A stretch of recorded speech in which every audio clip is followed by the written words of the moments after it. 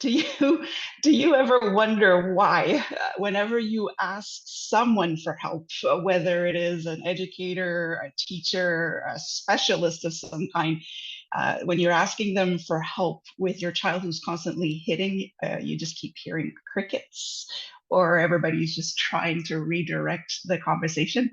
It is a subject that a lot of people are afraid of. I'm just going to flat out say it. It is a very touchy subject.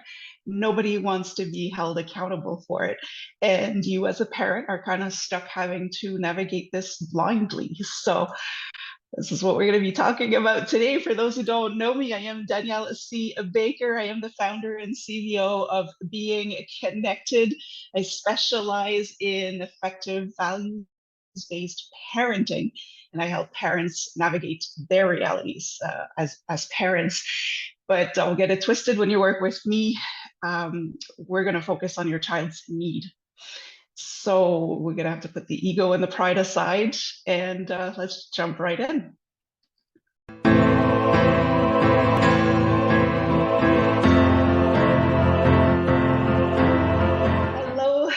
Hello, and welcome to the Talk to Danielle podcast. I am your host, Danielle C. Baker.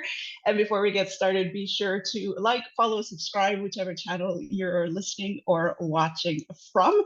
And of course, with season 2, this episode is brought to you by the amazing Self-Esteem Doctor Online Academy with the wonderful, beautiful, amazing Dr. Simone Alicia.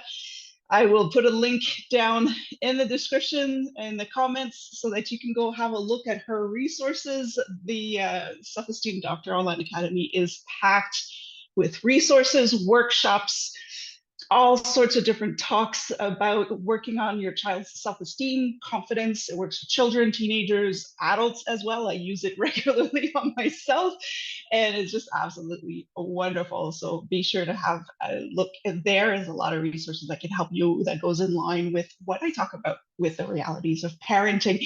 So we're going to jump right into a topic today that everybody tries to avoid, it like the plague. Parents don't want to necessarily have to deal with it because they're overwhelmed with the situation. And um, and a lot of people, especially teachers, I mean, I worked in schools for 20 years. I worked in daycares, and it is difficult. There's so many variables at play here that it's hard to jump in and have that one magic formula that will stop your child from hitting or just being difficult. And what I'm going to be talking about is going to be a series of podcasts, because what I'm going to talk to you about and the proven things that actually work, I've done them myself. I've seen it myself in the process of 20 years. I can tell you that they do work, even if you don't believe me. And it will work for if your child keeps hitting, they throw tantrums, they don't want to do homework, anything that will just make your life harder. It will work. You just have to invest the time, because it's not going to work overnight, just like any change. So I just want to put that out there. I also want to put out there and make it very clear that this works for children who would not have any underlying challenges. So what I mean about that is that there is no diagnosis of some sort. There's no spectrum, no ADHD, no whatever other developmental or differently able children would the challenges that they would have to go through. So we're just talking about a child that is just having a hard time expressing what they're feeling. They don't have the words to it yet. So I am going to talk about this thing. I don't like talking about this because you automatically get judged and people will hate me for it. But we are going to talk about the principles of positive discipline. And that we get a huge reaction to that because it is still a very foreign concept. And I will tell you, full disclosure, I never believed in it until I had my own children. No, actually, when I had my own children, I still didn't believe in it because I was raised the old way. And it's only when I started working in schools, and this is something that we had to put into effect, and then I saw the results. And I also saw that it worked at school, didn't work with the parents, that I knew that we were on to something there. So there are some good sides to positive discipline, positive reinforcement, all of that fun stuff. The biggest challenge, the biggest hurdle to overcome is to overcome your beliefs on it. And we have to remember that we were not raised with positive reinforcement and positive discipline. It was quite the opposite. And people are so stubborn to say, well, this is the only way, when we're being too soft with our children. We are creating soft generations, and all these battles with generations right now is a good example of it. But if you think about it, if the old way of disciplining children was so effective, why are we still having issues? Right? If we keep doing the same thing and not getting any different results, then it's just madness. And so I'm all about breaking generational patterns and cycles, and even abuse, and negative disciplining. Can lead to abuse, and it is most of the time a form of abuse. So let's not make that a normal thing. Let's not make that an acceptable thing. And let's accept the fact that the way that we've been doing it for centuries does not work. And so that's my little spiel. We'll go right in. I am going to give you some tips. If my child is hitting constantly, whether it's siblings at school, strangers, myself, what do you do? A lot of parents don't know what to do, and how is positive discipline going to work when my child is being a terror, is the other thing too. Disciplining using violence to discipline violence is not effective at all.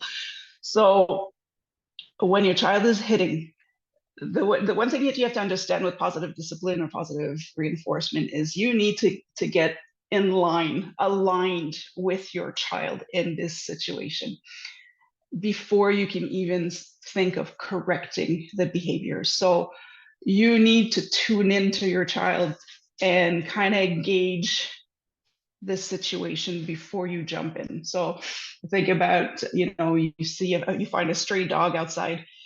Before you jump and start running at it to shoo it away, you're going to find out first, there are owners there.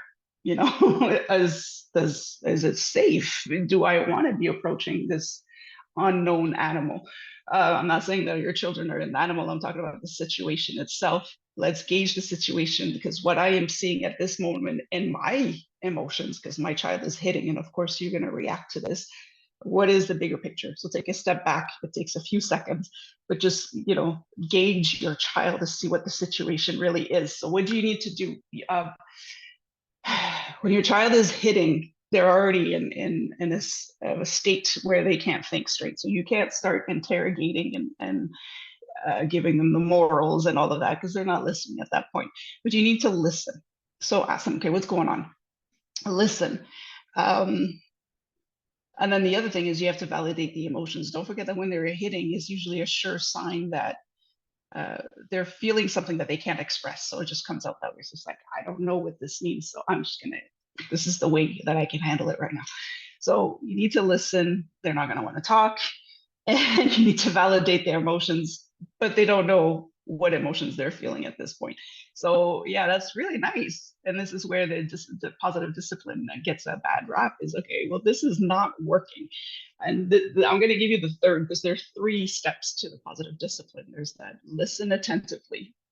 And when I say listen, they're not talking, the body language talks a lot more than words talk. So look at the body language. How is your child breathing? Is it red in the face? Are the fists clenched? Just look at it. Is it the breathing? Is it really, really quick breathing? Look at all of that stuff. It speaks without words. You need to validate the emotions. So you need to say, okay, you're frustrated, you're sad, you're angry, you're whatever. You try to gauge a little bit, but you're not drilling them, right? It's not that you're just trying to figure out how are they feeling, what's going on. The third part is the most important part, and this is why positive discipline won't work for many people who don't believe in it.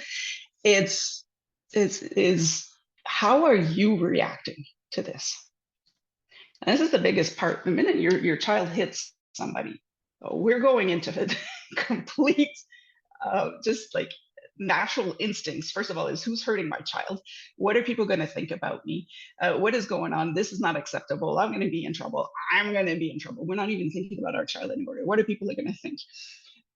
So how are you reacting to the situation? Because children at that point, especially when they've reached that point, they don't listen anymore. They learn through our actions. So if we are reacting aggressively, if we're all hyped up, we're heavily breathing, we're all tensed up, our body language is mirroring the child. So the child is not going to learn to calm down if you're not calm. So this is the switch that needs to be done from the traditional way of disciplining to this positive discipline. And that switch is don't react, but pause. There's a lot of power in a pause. And if you don't believe me, just be in a meeting at work or with friends or even with your spouse or anybody and go silent for 30 seconds. 30 seconds is really long. Try with 10 seconds. Everybody starts shifting. Everybody gets awkward. You pause, you're getting a quicker reaction. You're giving how can I say this? The results are going to be faster because now your child doesn't know. They're expecting you to yell. They're expecting you to, give them the morals. They're expecting all of that, but you stop and pause. They don't know what to expect anymore. And that's going to make them pause. But the other reason why you want to pause is that when we are hot, we cannot deal or handle the situation with reason. We are in our own tantrum. We're in the adult tantrum at that point. So when you're not able to handle the situation properly, and again, your child is going to learn through you. So if you're not able to handle your emotions, how is your child supposed to handle their emotions? Right? So this is the most important part. Out of the 3 steps of the positive discipline, the third one is the most important one. So things that you can say. Okay, so we could talk about a child that's hitting. We could talk about a child that's cursing you out. Okay, it's kind of all the same. It's aggressive behavior. It's unacceptable behavior. It's disrespectful.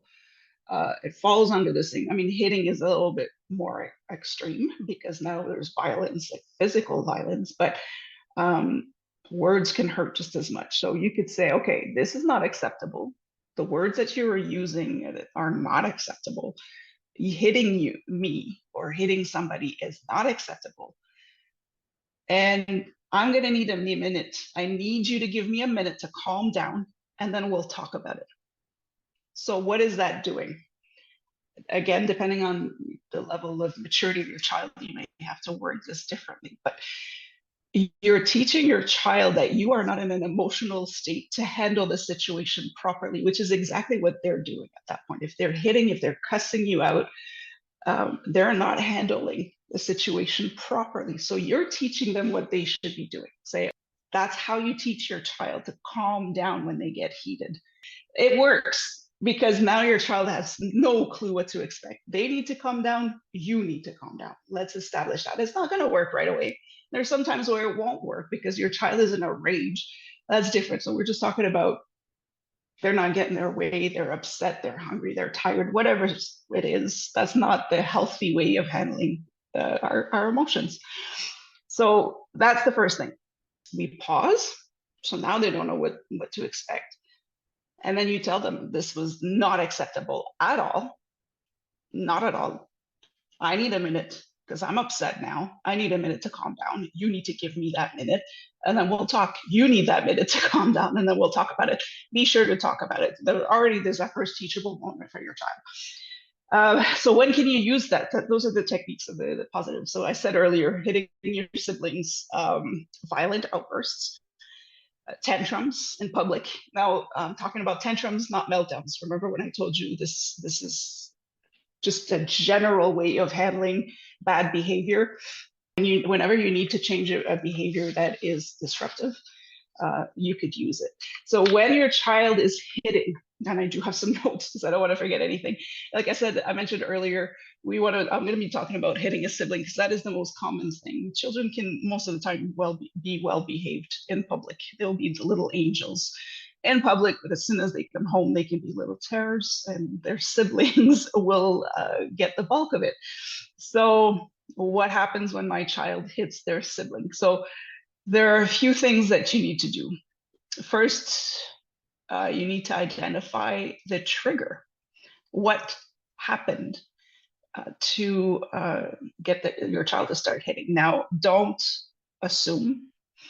Um, you need to be objective about this. What's the trigger? What's the situation?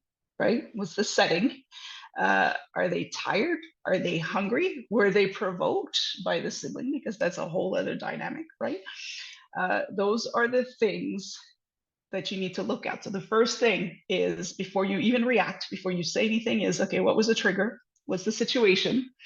Right? And assess the situation. What's the setting? What's your child's mood? What's going on right now? Is it lunchtime? Is it snack time? Are they did they sleep well? Are they maybe feeling sick? That's another thing. Or was the sibling, the little brat that started it all, and now is playing the victim? Right? That's the first thing. The second thing is, there's always, whenever a child is hitting somebody, and this is very important, they don't do it out of spite. They don't do it because they're terrors. There is a hidden need.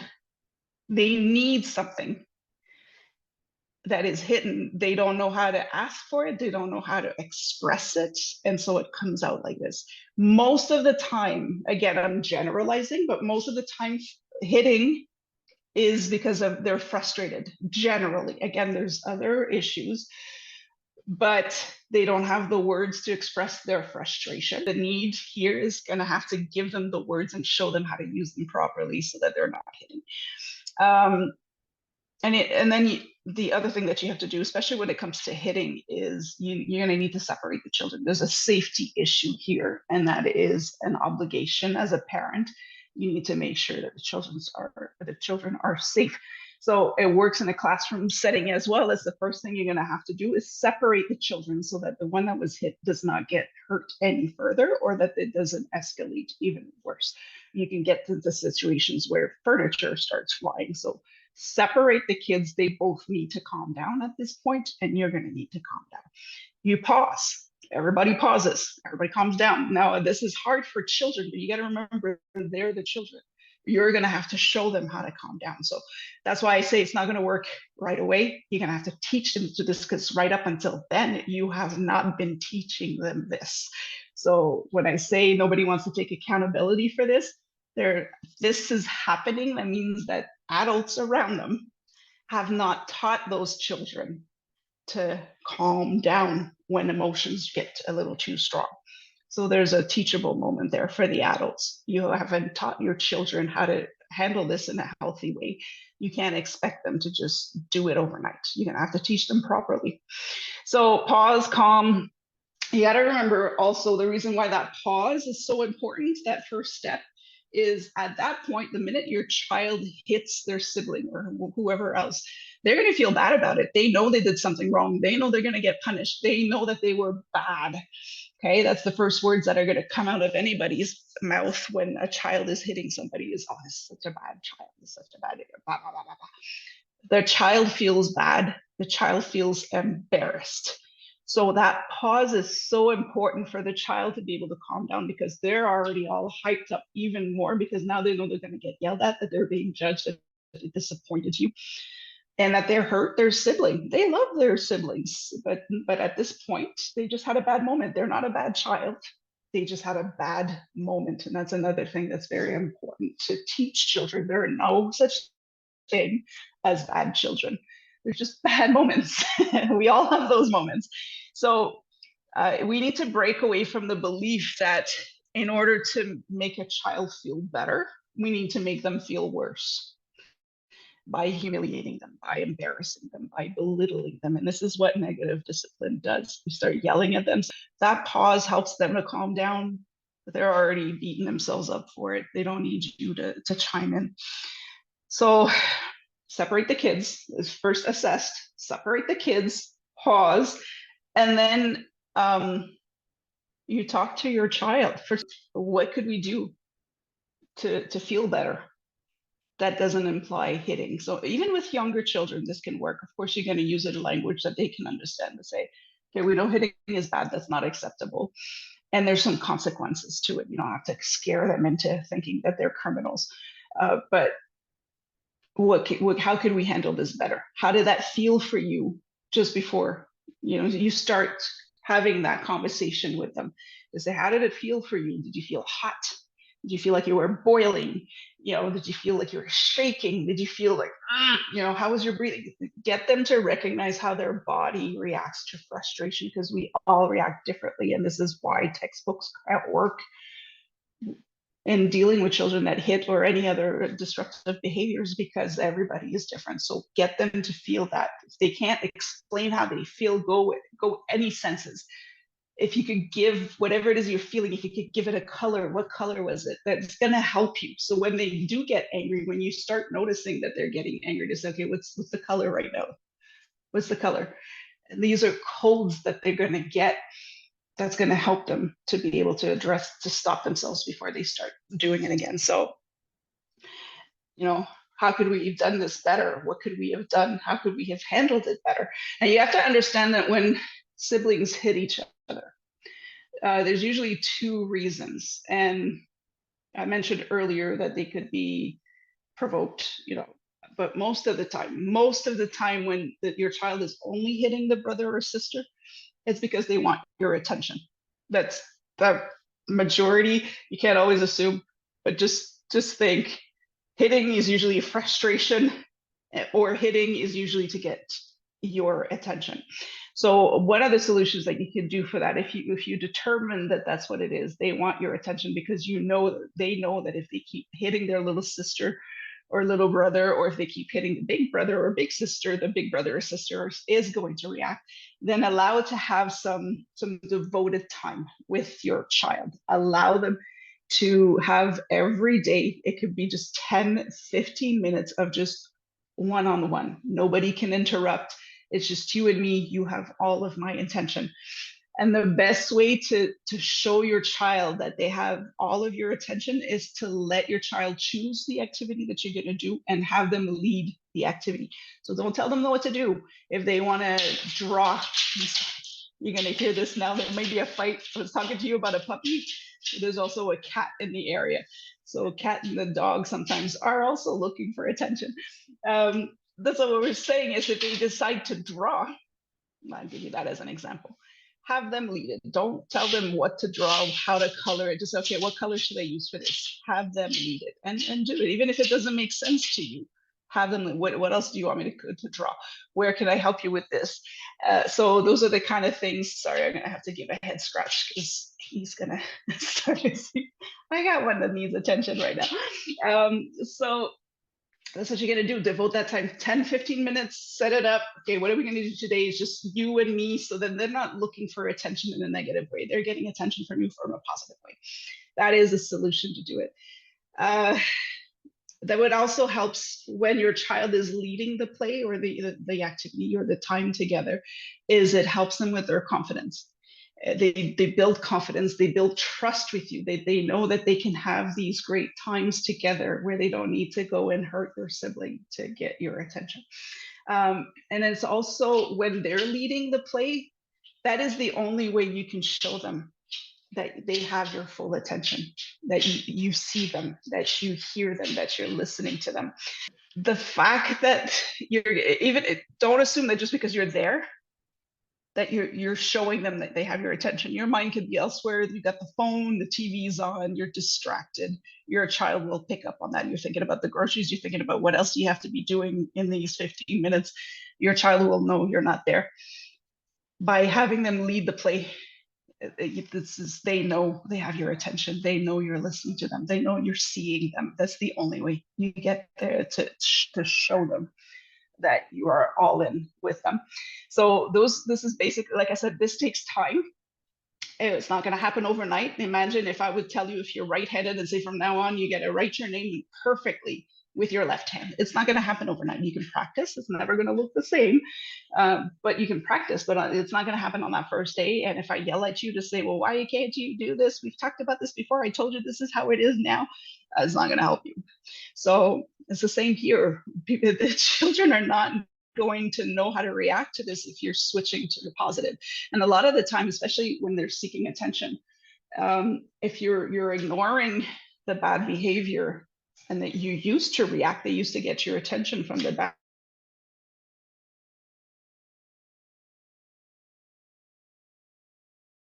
behavior.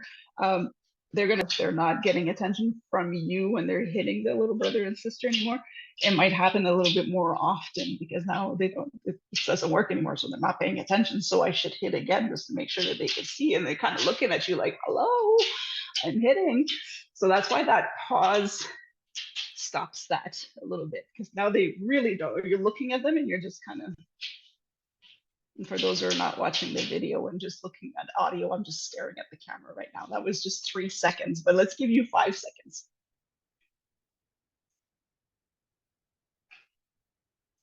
That was 5 seconds. That's pretty awkward, especially on audio. For those who are just watching me stare at you, that was very awkward. Children will stop everything. You will freak out the child that's been hit. Everybody, your spouse is going to be freaked out. It works much better than yelling. So stay tuned for the other ones. I will talk about, we talked about hitting, and I gave a lot of examples about hitting siblings because that's usually the first reaction that you'll get. If you have questions, if you want more on different situations, let me know so that I can make another podcast on that, or I can go live on social medias to talk about it and just have this interactive thing. But I'll also be talking about when siblings are constantly bickering. That's the most annoying thing as a parent. So how can you use it to make them stop bickering? If your child doesn't want to do homework, what do you do for that? When your child throws tantrums in public, what can you do for that? So those are all different situations. I'll do different podcasts for that. I went a little long today, but I really wanted to explain the whole thing. If you have any questions, always comment and ask, contact me in any of my platforms. You will have all the places where you can contact me directly. So I hope it helped. Again, we're going to be talking about a lot more. I want to do more of these episodes where I'm going to be talking about some serious issues that we go through as parents all the time, and nobody seems to have a solution for us. So we're looking for that magic formula that doesn't exist. I'm gonna jump right in. I've got enough experience to know that there's some things that do work, even if you won't agree with me at first. But you have to look at it as you're investing time in this to teach it properly, so that you don't have to deal with it later on, because you're going to be spending a lot more time later if it's not addressed early. So I will leave you with that. I hope it helps. And don't forget to like, follow, and subscribe if you have, depending on which channel you're watching or listening from. And until then, stay safe, stay awesome, and we'll talk soon.